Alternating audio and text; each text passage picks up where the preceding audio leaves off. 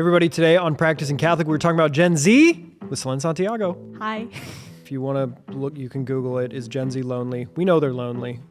Truly. I actually did that. I'm not truly lonely, guys. I'm good. No. But Generalization. I'm an introvert, and so my wife will be like, hey, we should go do something with someone. I'm like, oh, what if we didn't? Yeah, I'm single. I have a lot of relative Does everybody freedom. know that? I am. Hi, take me out for coffee. No, I'm just kidding.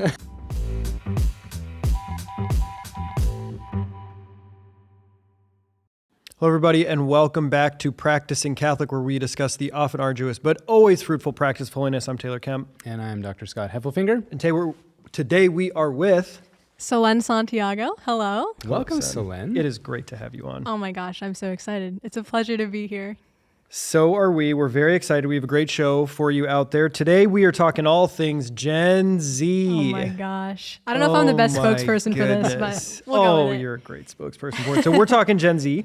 We're going to be talking about Gen Z generally. We're going to be talking about Gen Z in their life of faith. We're going to be talking about Gen Z in other ways too, and about Solenne, your story as a Gen Zer. So let's dive right in.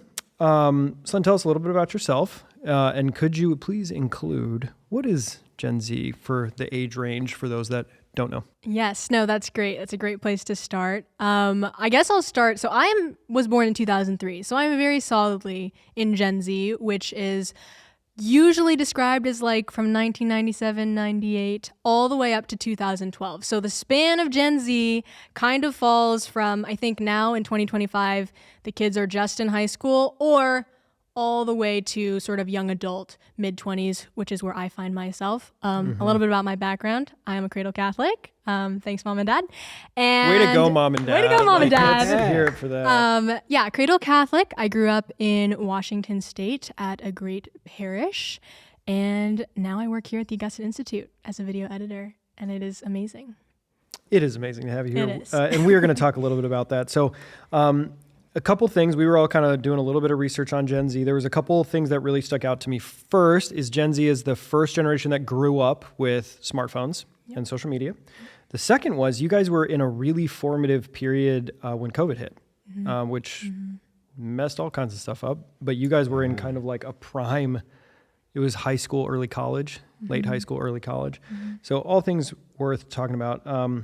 Solenne, the first question that I had is, I'm a parent of young kids. Scott is a parent of young and older kids. But as parents, we're always asking the question, how do we foster a life of discipleship, a life of friendship for our kids with the Lord, which is obviously between our kids and God, but parents play a formative role. You've been somebody that has remained faithful. So I'd love to hear a little bit about your story of faith and your parents and how that came about.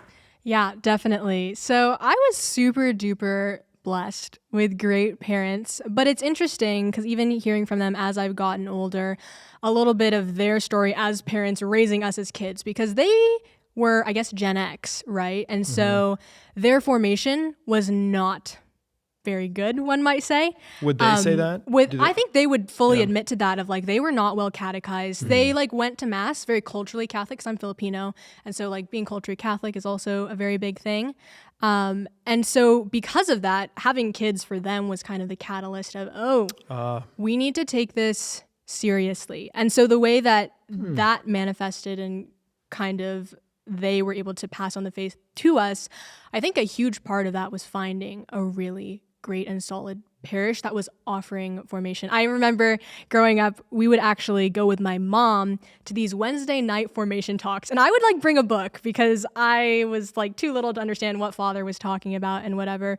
But even just this sense of, okay, Mom and Dad are making an effort to go to church, to be present, to learn, even if I'm like 6 years old, and bringing me and my, I think, younger sister at the time, who's probably like 4. So we were always hanging out in the parish basement and just, so in some ways, probably through osmosis, hearing and learning about these things of the faith, even if I was kind of off to the side, maybe just reading a book.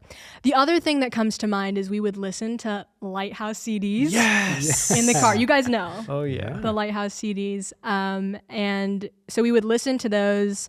I can't even think of a few off the top of my head. There's a lot of them. There's a lot of them. There's a lot of them. Dr. Brant Petrie and Scott Hahn and Matthew Kelly Scott, come to mind. Do you have a lighthouse talk?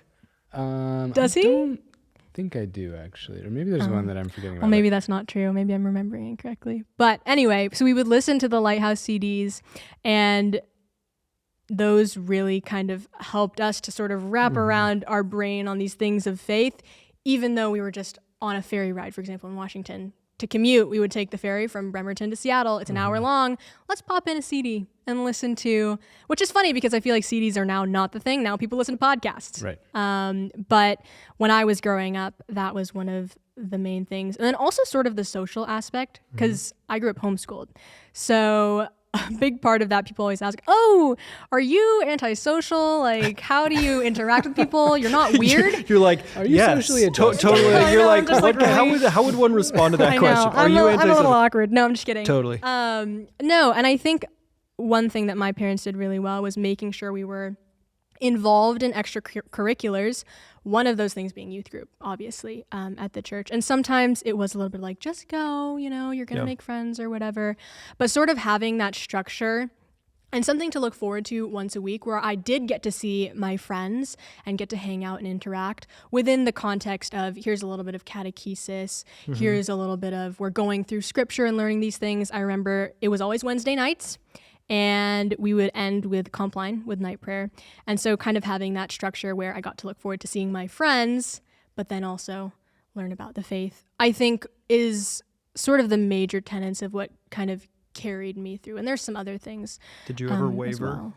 Waver. This is a good question. I think, and I feel very blessed to say this, that I don't know that there was ever a period where I like really doubted my faith. It was more so there was a moment where I became more convicted. I think it was in high school, right? Like going to a youth conference in high school where I had an encounter with our Lord in the Blessed Sacrament at benediction, and sort of just had this understanding of, oh, this is all like really real. Like the Lord made this entire universe for us to live in. What a gift. I'm a gift. That's crazy. Because, every middle schooler kind of goes through that fishbowl stage, right? Particularly, and I'm sure we're going to talk about this later, but like in the age of, as social media is starting to become a thing, living in this fishbowl of like, oh, like all my friends seem cooler than me, and like I'm just the weird homeschooler and I don't have any like real friends.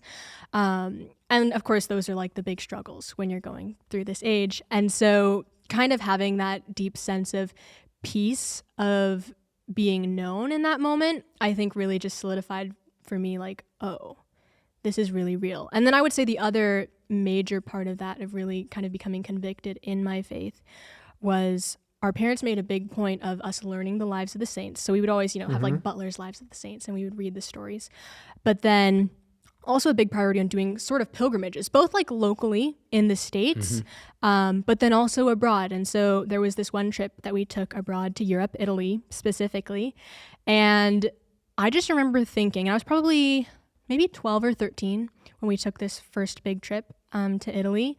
And I just remember walking, into St. Peter's Basilica, seeing the 4 major basilicas, going and seeing, I don't know, like the head of St. Catherine of Siena, who was my patron saint. Let's go. But like seeing how tangible the history of our faith is and the lives of the saints, and coming to this realization of, oh, like this is where they walked. This is real stuff. And if these people, however many years ago, died for their faith, like it's got to be real, right? I go always back to like the whole liar, lunatic, Lord thing. And it's very much like Catholics are kind of weird. Like we're a little bit, like there's a lot of stuff that's a little bit strange. But then when you take a moment to kind of think about it and reflect on it, it's like, well, I don't really got any other options. So I love being Catholic, and that's great.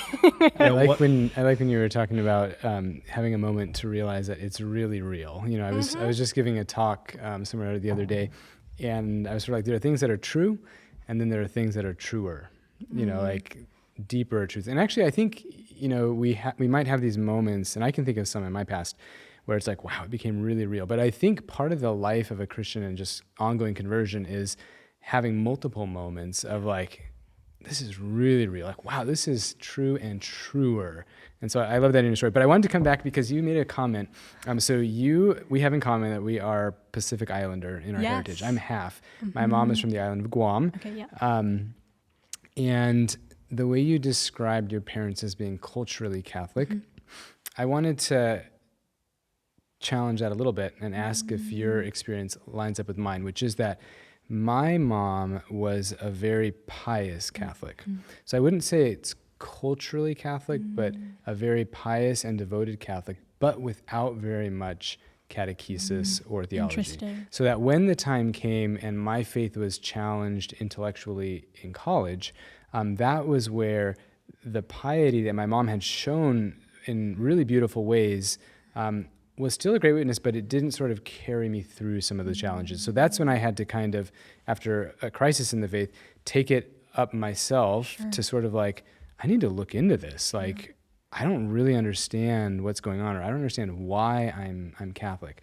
So I wondered if that like little distinction or precision applies maybe to your parents, where there was a really like a lived piety, but just without kind of the intellectual or catechetical formation to support and like round it out. Does that? Yeah, I think that's an interesting distinction, and I would definitely agree with you there in some sense. And I think kind of like, as I alluded to earlier, like I think having kids was sort of what led them to that deeper formation. So I would say now that their understanding of the faith is much deeper and more vibrant. And it's funny, sometimes like I'll have conversations with my dad and we'll just be talking about things of faith.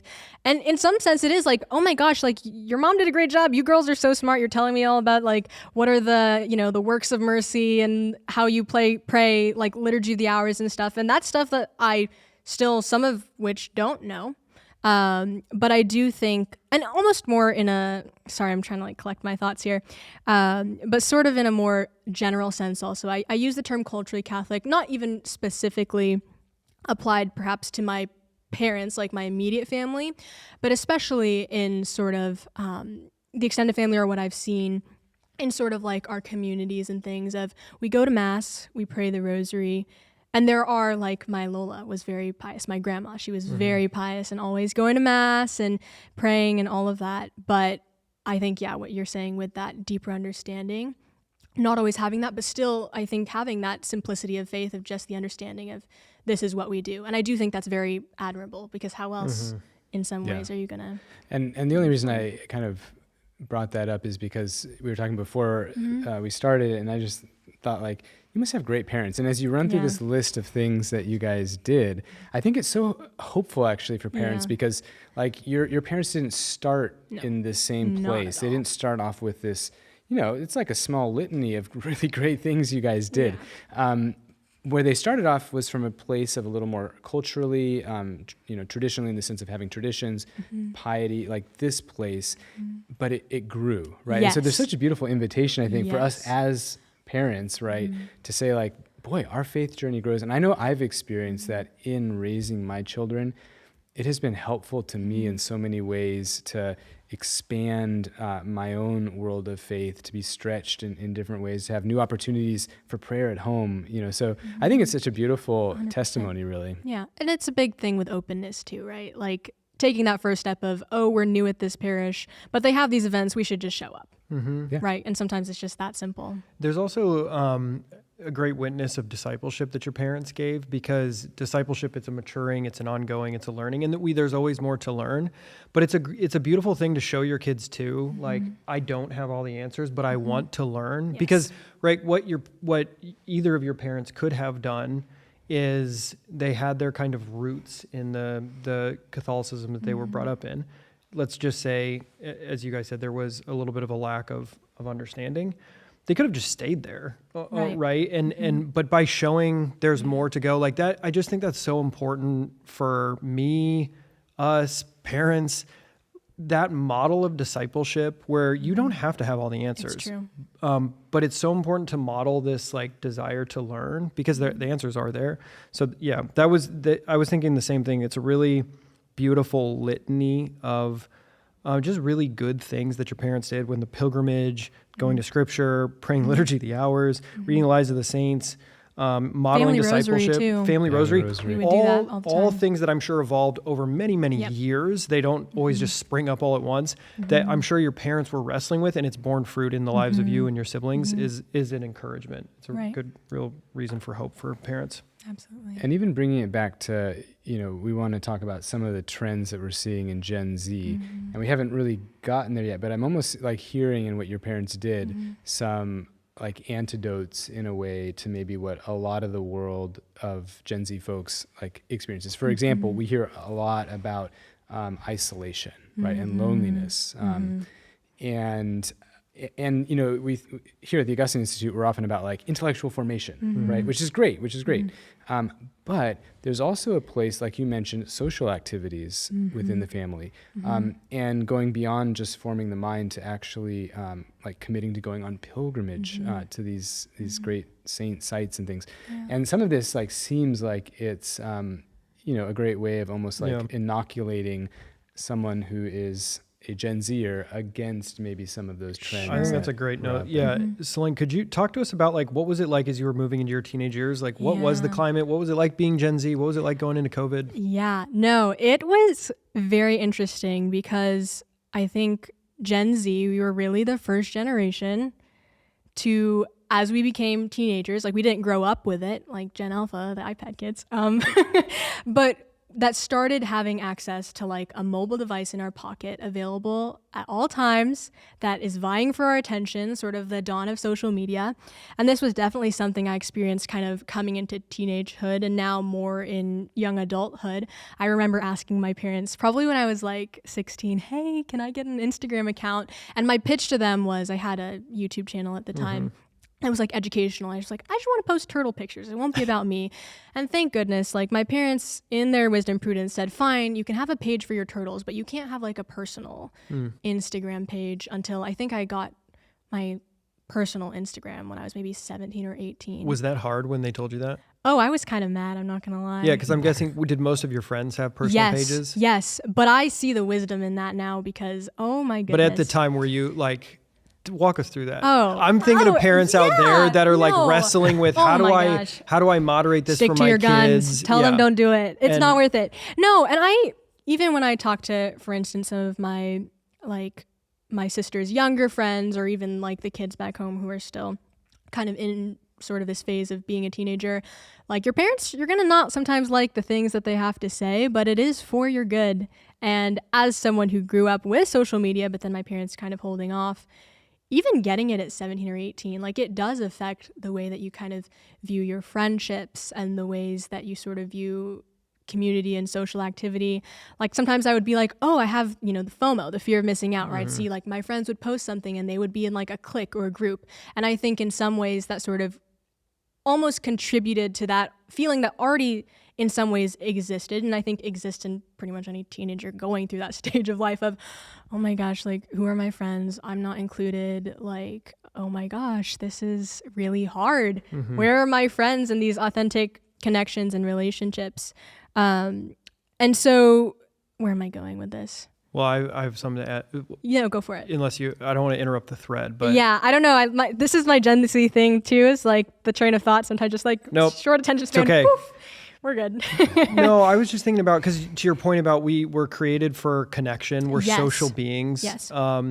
And especially in those formative years where you're kind of maturing, you're going through puberty, you're coming through high school, like Yeah. you just want to have connection. Yes. And it's some of these things we're coming to know a little bit more solidly now, but that the connection that we seek, it's like a false form a little bit on social media. Yes. But I think that it was easy to underestimate how prevalent that was. Because even when you were, the other thing that's interesting to me about Gen Z is nowadays, like I'm a millennial parent, and there's a lot more information that we know about the effects of technology on kids in particular. But when you were coming up, that didn't really exist. And so there was kind of like this blank check of trust to some extent, that it was like, this new technology is awesome. Yeah. And there's no drawback. And now we're Yeah. like, oh, we were wrong. Yeah. No, it's true. And it brings up something in my mind that, I was kind of thinking about as you were saying that. And that is very much like we were not created to just see like the highlight reel of people's lives, which is often what social media is, right? And it's like, I'm seeing, oh, so-and-so went and did this over the weekend, or they had this party, or went with these friends, or they looked all cute and dressed up. And it's like, that's not real life. And I think that often what Gen Z, I think now is more aware of and has realized of like, social media is not real life, and people only share the best parts of their days. So with Gen Z becoming more aware of that, do you think that that they can parse out like, oh, this isn't real life. Oh, I don't need to compare myself to this person. Oh, I'm only getting the best 1% of who they are. Or is it still like, nope, we're still comparing. I'm missing out. I'm not as good as him or her.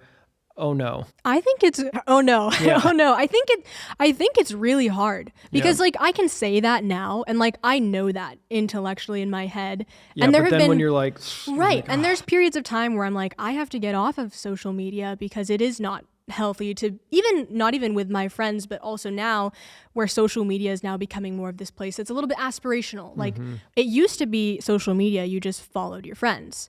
Now it's, oh, I'm following maybe 50, 100 creators that have sort of this aspirational lifestyle that I'm going for, whether it's travel, whether it's these hobbies that I'm into, or like, oh, look at all these people doing these things. Here's their itinerary to go to Norway and their beautiful lives and their beautiful pictures. And I think in some sense that's positive because we do want to have goals and dreams and things that we aspire to, but then also recognizing like that is not right now. That's not 100% of the time, but it is so incredibly easy to forget when you're watching 10-second clips for an hour. No, it's true. I've been thinking about this. So I like DIY stuff. Yes. And so I use social media to look at DIY ideas because I like, and so it's like, oh, that's a good thing, like building up my home. But it's so interesting because I'll get stuck on similar loops sometimes where I'm like, man, I just wasted a lot of time. Yes. So I'm like, I'm doing something that's not harmful. I'm looking at like people doing building projects that give me ideas for things that can help improve our home. That's the positive side of it. But I'm like, yeah, but I definitely should have spent that 30 minutes doing something else. So it's like, it's so alluring because you can find like for you, justifications. Yeah, and you can find good things. You can follow great Catholic speakers. You can follow great DIY pages. You can follow great travel this. You can follow great creators. You can do all this stuff where the substance isn't bad, so to speak. But the opportunity cost is where you're like, but this isn't where my life is. Yes. And it pulls you out of that reality to being present. Yeah. And being present, that's a big thing that I've been thinking about a lot recently, actually, because I just moved here. I've been here in St. Louis for I think about 2 months. And, sometimes I'll kind of fall into that, oh, I have a free evening tonight. I get off of work at 5. And instead of, oh, social life, I'm like, maybe I just want to veg. But really what vegging just means is spending like an hour and a half watching Instagram videos. And I think there is this disconnect between like being present and like actually making real relationships versus just being comfortable with, oh, if I can be entertained at home. And I just think it's the difference between, say, like I'm vegging and watching a show and being like, oh, I'm picking up my phone is like picking up your phone is not intentional. Like I catch myself of just like the habit of, oh, like what's going on? Oh, I've got like a spare 5 minutes. I'm waiting for, a video to render, basically to export. And oh, maybe I'll just check Instagram. And I think it's such a bad habit. I think it's fair to call it a bad habit. And it almost creates sort of like this relationship with everything that's going on in the sort of digital online world. When I think what is so much more important, I think it's contributing to the loneliness if we're spending so much so much time on our phones that we are not spending time developing relationships with the real people in our lives that are actually going to fill our cup. And I've often wondered, like we have this need for social connection. You mentioned you just moved here. I'm thinking of some periods in our family life where we relocated and moved. And to try to make friends in a new place, right, requires, like meeting people, getting out there, right? And I think there are ways that when we can stay connected through our devices to old friends, and this is a great thing to be able to stay in touch with old friends, but we can almost lean on that more than just like time for the adventure of like getting out there and meeting I don't know who, right, to like get to know somebody. So it really is this this good thing, but I feel like it's so much work to just sort of keep it Contained. in its Keep it in place. check. You know? 100%. And that's Yeah. the key for sure. Yeah, and we're learning a lot about kind of the cheap dopamine in some of the sciences, and I feel like it's funny when you line that up with Catholic thinking that like the real thing is it's so much harder to get. It's so much more worth it. But like true community, it takes effort. Like it's very uncomfortable. We're in the same boat. We all are recently moved to St. Louis, and like I'm an introvert, and so my wife will be like, "Hey, we should go do something with someone." And I'm like, "Oh, what if we didn't?" Because I'm like, "Oh, you're meeting a new person, and you kind of like gotta put a little more energy into it, and you can't."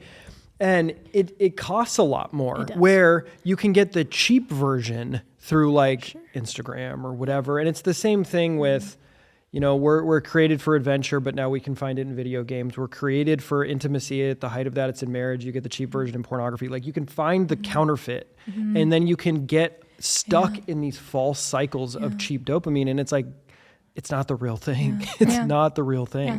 Well, you bring up an interesting point, and you kind of got me thinking there, because you're talking about how your wife is like, we should go out and meet people. And it's this need for community doesn't go away. Like right now I'm in an era of my life where I'm single. I have like a lot of relative Did everybody freedom. know that?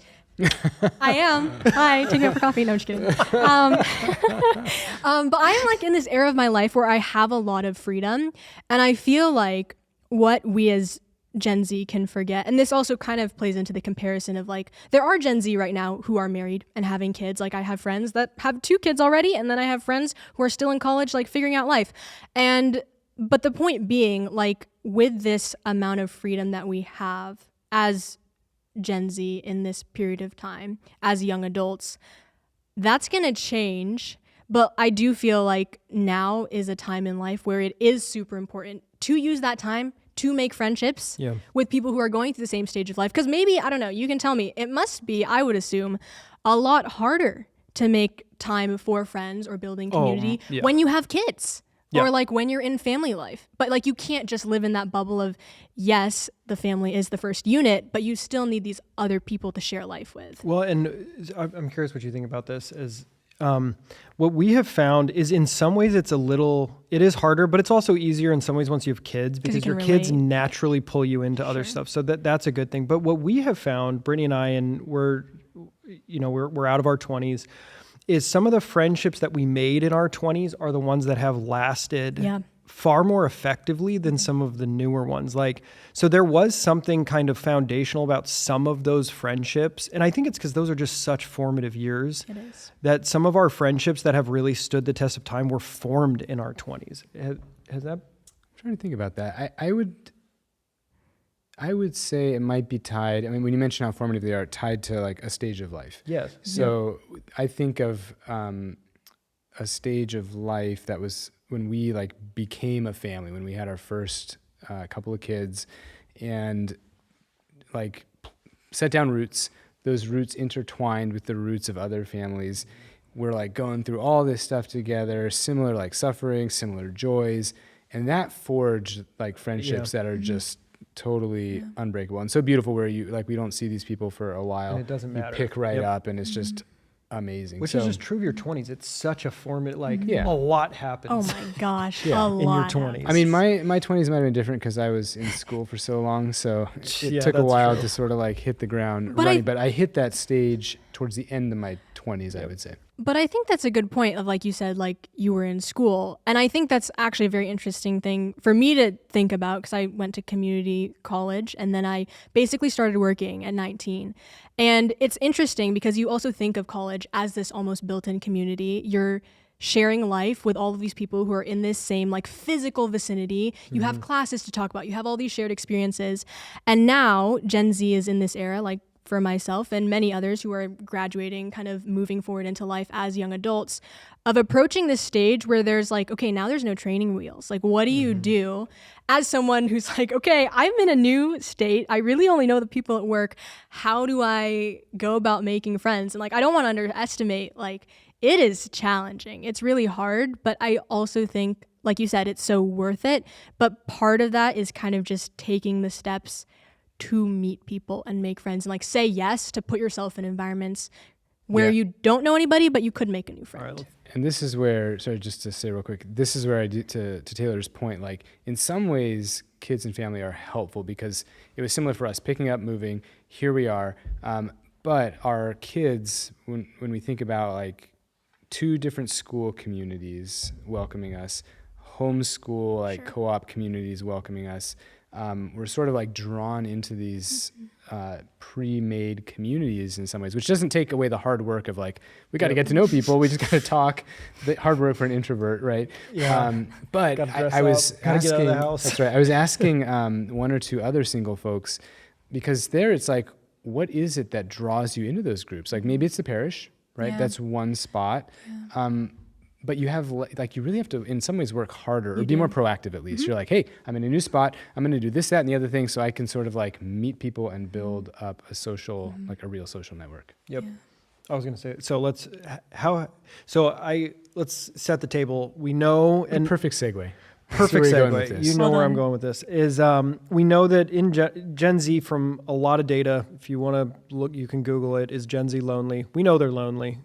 Truly, I actually did that. I'm not truly lonely, guys. I'm good. No. But generalization. Generalization. But it could be. So, but so we do know from a lot of the data out there that it's the loneliest generation that's been tracked sociologically. So I think that's a good place to start. We also know they're the most connected generation. So you see this, right? You see them way over connected, but they're lonelier.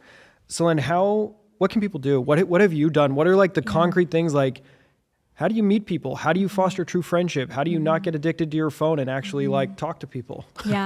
Yeah, no, this is a great question. And you actually already kind of started a little bit on that train of like sometimes parishes will have like a bit of a structure for that. And oftentimes that's great. Here in St. Louis, there's like a group me that is super active. It's basically just a big group chat where they put a bunch of events. And if they don't have that in your city, oftentimes like check the bulletin. I know sometimes young adult events, like you just never really know what you're going to expect, but hopefully you could at least meet 1 or 2 people.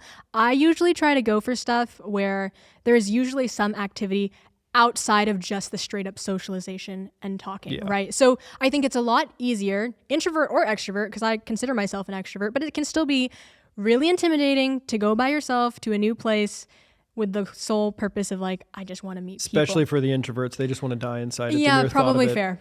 Probably fair. But like, for instance, like if there's like a board game night or a trivia night, something that can automatically build camaraderie, not even based on shared interests, but the fact that you're doing a shared activity. Or for instance, hobbies. I love to hike. And so a big thing has been going on hikes. There's so many, that's the thing with being so connected with social media. There's lots of Facebook groups, Catholic, Christian, and otherwise, where you can just say, hey, I want to put together a hike, or find something where somebody's already organized something and go. Back in Denver and also here, I've noticed that the young adult groups do like a hike every month. And I've met some people through that. And that's been really lovely because if you want to be introverted and just kind of walk along and maybe just have a short conversation and then just chill and enjoy nature, you can do that. Perfect. Yeah. If you want to sit and yap and talk with whoever, that's a Gen Z slang, by the way. Yap, it means to like. Yap, I feel like you that's can an old. Really? Well, I don't know. It's come back in. It's come back in. Yeah, it's true. We don't need to. Yeah, we won't claim that. It's okay. Anyway, you can talk with people and kind of have your enjoyable little hike or whatnot. And then through that, like, make sure you get people's numbers. Like, you won't vibe with everybody. Yeah. I think we all can kind of intuitively sense when we're having a conversation with someone and it feels like either they're not engaged. Or they are engaged, but like you're not really just on the same wavelength. And it's okay to be like, we're not going to click. Yeah. And so, but when you do find those people that you click with, which you will if you continue to put yourself out there, and it will take time. I've been out here for 2 months and maybe I have like 1 or 2 people that I'm really interested in getting to know more as friends. But get their number, go for coffee or go schedule something. I just did something with some of the graduate students who I wasn't really close with, but we sat together at lunch one day here and one of them mentioned they like baking cheesecake. So me, of course, being me, I made a joke. I'm like, oh, well, I guess you guys don't have a kitchen here. I have a kitchen. Why don't you come over and make some cheesecake? And it's funny because that was like a month ago. And then it actually took them following up with me like a few weeks later, like, oh, hey, yeah, are we going to ever do that cheesecake thing? And like, oh, but like my house, I need to clean it and this and that. But like not letting that be a barrier. So the whole story basically being, we ended up making the cheesecake, had a great time. We'll probably do it maybe once a month, some kind of baking. And then some of the other students came over because obviously now we have this huge cheesecake. It was me and 2 of the other gals that made this cheesecake. But then we needed to share it with people. And so we were able to invite even more people into that. And it's stuff like that that also sort of happens more organically that I think can really be helpful to at least be a starting point for meeting people and making friends. But the biggest thing is just saying yes. Can I ask, so when you're going to any of these events, a hike, let's put a hike on the side because it's more of an activity, but you're going to like a board game night or you're going to cook something or something, whatever. Do people, if you were in a group of, let's just say 7 people that most of you don't know each other, but you're all there because you want to get to know each other, do people pull out their phones? Like, or do they pretty readily keep them in their pockets? This is a great question. I actually feel like, and I'll speak from my perspective because I won't speak for everybody. I do find that, at least for me, it is so much easier to be present. Like my screen time when I'm hanging out with people versus when I'm not hanging out with people is so different because I don't take out my phone. Maybe I take it out to like take a picture, or I don't know if you guys have heard of Be Real. Like I'll take my Be Real. It's kind of a funny joke. Anyway, we'll take a picture like once a day so I can go back. Will other people have theirs out? No, I don't think so. So that's an encouraging thing. It depends though. I feel like the thing with the phone is that it can kind of be the security blanket of like, it is totally. If I'm having a hard time interacting with people, I'm just gonna scroll. Just think about I've got things to do. I've got people that like, I'm just thinking about my fellow introverts. Like if I'm in a new place and I'm a little uncomfortable, it is the easiest security blanket to just pull out, and it robs you of your attention. Yeah. Well, and I think there is also too, one thing that I think would really help Gen Z is just sort of practicing the art of conversation. Because it's almost like, in some ways, with these first kind of social interactions you have with people, oftentimes it's basically a script. Like I have my script of like, oh, where are you from? Oh, is your family there? What do you do for work? Like kind of just having these questions present in your mind that are just very simple, basic, easy, get to know you questions. Yep. And being able to lead a conversation goes a long way. Can I just add there, like that, I love that you highlight that there can be a kind of script, right? Sometimes we'll hear that and we're like, oh, that's a bad thing. I think it's actually a really good thing. And the reason is a script in real conversation never needs to preclude spontaneity. Like I sort of have my script, and if it comes up, like someone's like, oh yeah, I studied music in college. I'm like, wow, I did too. And then we're like off script and it's great. But to give like some confidence and some structure and ease to conversation, like it's great to actually prepare these things. And I think you're right. There used to be this understanding that there was like an art of conversation and you can improve. Yes. And that makes you all the more kind of confident and enjoyable to be around. You look like you're laughing. I am laughing because right before you started talking, I was about to say, Scott, I'm going to put you on the spot because I think you're a great conversationalist. Scott, can you give everybody some tips on how we could improve? Because I agree. I think it's a lost art. I would say my generation in my context was not at all, but I was going to ask if you could provide some recommendations or concrete practices for how could someone, if they're sitting there thinking like, yeah, I really struggle in conversations, it doesn't come naturally, especially if I meet someone, how would we give, what is some practical advice to help them? Well, that's very kind of you. I actually feel like I struggle with conversation and have to work really hard at it because I really am an introvert. Now, there are a couple of things, I think I mentioned this probably to you at least, and maybe even on the show, that one of the biggest helps that I've had along the way is just in the Lord's providence being put in situations where like I just did not have a choice. I had to chat with people I didn't even know. I did this during my net year when I was with Net Ministries, probably like 160 days out of the year, almost in a row except for Sundays. Like there were 10 to 15 minutes at the beginning of every retreat. We had meet, greet, and mingle. And like I just had to go out there and talk to teenagers. And it was like the most painful, like terrible thing for this introvert in the world. I just had to do it. And, I got a little bit better at it. Now I think, I don't know, I wish I had more practical tips, but for me, the key is I just try to be really, really attentive to the person I'm talking to, and like to really see Christ in them, and to see a person who is made to be loved, And so I don't know if that's like a concrete, helpful thing, but that is something that in my better conversations with people, I feel like that is, at least in the background, or kind of like a guiding light, to just be like, here's an amazing person, right, that I've just met, or maybe I'm getting to know, and God loves them. They want to be loved, and I can love them a little bit through like attentive conversation. 100%. Yeah, and I think too, as someone who I would consider myself in some ways sort of like a storyteller, or just like very fascinated with people, is that you do kind of realize like everybody does have a story to share, and it's just a matter of like drawing that out of them. But sometimes it's almost the ice breaking that's like the hardest part of like, how do you enter a room of all new people? And sometimes it's sometimes it's as simple as just like give somebody a compliment, see where it goes from there. Like, oh, Scott, that's a great jacket, where's it from? Thanks. Yeah, I would have never thought of that. That's a great jacket. Where's it from? Oh, truly. You shop there. That's really cool. Hey, are you from here? Are you new here? Is this your first time? Like, being extroverted is a superpower. Maybe it is. And I do feel blessed. But then in some ways too, it's sort of, and I think kind of going back to my parents, because I just have to give them a lot of credit with this. And also partially, I think, from being homeschooled. But one thing that they always said is like, you just have to stick your hand out, shake someone's hand, ask them their name, and just start a conversation. I love that. Like as a kid. And that's so good, because I do think we know that the great plague of the human heart is fear of not being loved and not being and being rejected. That's the deepest fear we have. Rejected. Huh? Get over being rejected, guys. It's okay. Well, the reality is that most people are living in that shadow, and living in that fear, and how powerful it can be to just be the one that just is like, hey, I'm Taylor, go first. Love to hear who you are. That can be so powerful. Like I have found that throughout the course of my life, just both how much I've appreciated when people have just gone out on a limb to be the one to say hi or reach out or call, and then how when I have done that, how well that can be received. And you're just like, man, we all just want to be said hi to. And it really breaks down a lot. And people that I've often maybe have had false perceptions of, or the other way around, and then you meet them and you're like, oh, yeah, great to meet you.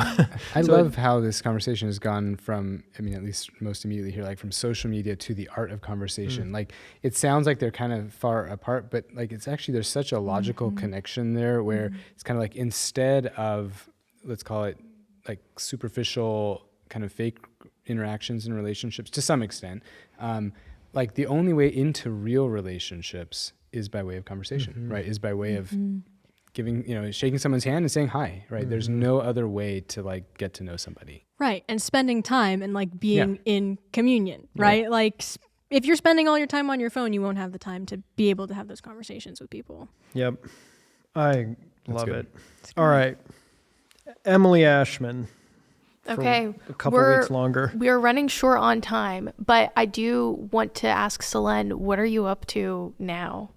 Oh. What kinds of things are you working on? Solenne? Man. There is this season, this amazing liturgical season that is quite amazing called Advent. And the Augustine Institute actually has a series coming up soon about Advent. What's it called? How to Advent. Who's in it? I am. Scott's in it. It's a great show. That's right. We've been having a lot of fun with that recently, for sure. Yes. Okay. Do we have a trailer? Yeah, we have a trailer. All right, we can play it right now. The holiday rush is upon us. We're not even through pumpkin patches and turkey time, and we're already stressing about the most wonderful time of the year. Lights, trees, gifts, chocolate, jingle bells, Christmas carols. It can all be a little bit excessive. It's almost overwhelming. Check this out. A giant advent calendar. Oh wait, that's right. Advent. It's its own whole season, one that often gets lost in the rush to Christmas, but have we stopped to think what we might be missing if we overlook it? We have Advent calendars, Advent wreaths, Jesse trees, nativity sets. So many traditions to guide us through Advent. There's a lot more to it than just the purple and pink candles that get lit each Sunday. We talk to professors, priests, religious, and even people just like you and me to learn how we can reclaim the season of Advent to actually prepare for the coming of Christ and celebrate Christmas like never before. My name is Solenne, and you're about to discover how to Advent.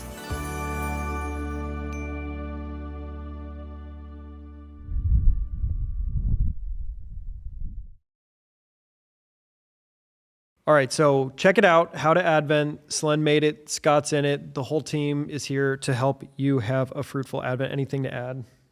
Oh, just check it out. It's great. It's a lot of fun, a lot of practical tips, a lot of familiar traditions, but there to rediscover and to like make Advent the best Advent ever, basically. Absolutely. Yes. It's absolutely wonderful. We hear from some great folks, including Scott, as well as Father Chris Martin, Father Scott Bailey, Mother Maria Michael, as well as a whole host of our professors that have some really great insights to share. So definitely worth the watch. And they're easy. They're like less than 15 minutes. You have time for that.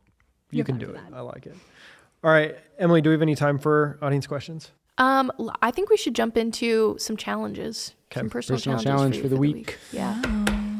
This is how we end our show. You don't have to do one, but you're welcome to. Okay. I've got Because one. I was like, I didn't think of a It is challenge. called That's practicing. okay. We didn't either. Yeah, it is practicing Catholic. We have to be practical. Okay, but I've got one. I just, on the art of conversation, I'm going to look for an opportunity this next week to say hi to someone I don't know and just be the first one to step out there and introduce myself. You stole mine. That was like my immediate Yeah. thought. Meet somebody new. Man, I'm tempted to just say I'm opting out for right now, which is a cheat code on this one. But because we are doing this, we are checking out different parishes in the area, and my wife who is so wonderful and lovely and extroverted and makes me go outside of my comfort zone. We are like hanging out after Mass way longer than I would like, making me meet more people than I would like. So I'm going to embrace that with a joyful heart and a willingness to say hi to the other. So I am currently being pulled into this. It is so good, and I'm grateful for it, and I mostly find it uncomfortable. So That's a good one. That's Yeah. exciting. Yep. All right. That is it. Emily, anything on your end? Nope, that's all I got. Except, I guess I should mention that our audience should submit questions to us by going to practicingcatholicpodcast.com, and Scott and Taylor will answer them on the show. That's right. Alrighty. Well, thank you so much for joining us, everybody. Solenne, thank you for It was an Great to have you here. absolute pleasure. on. It was a lot of fun. We'll see you next time on Practicing Catholic.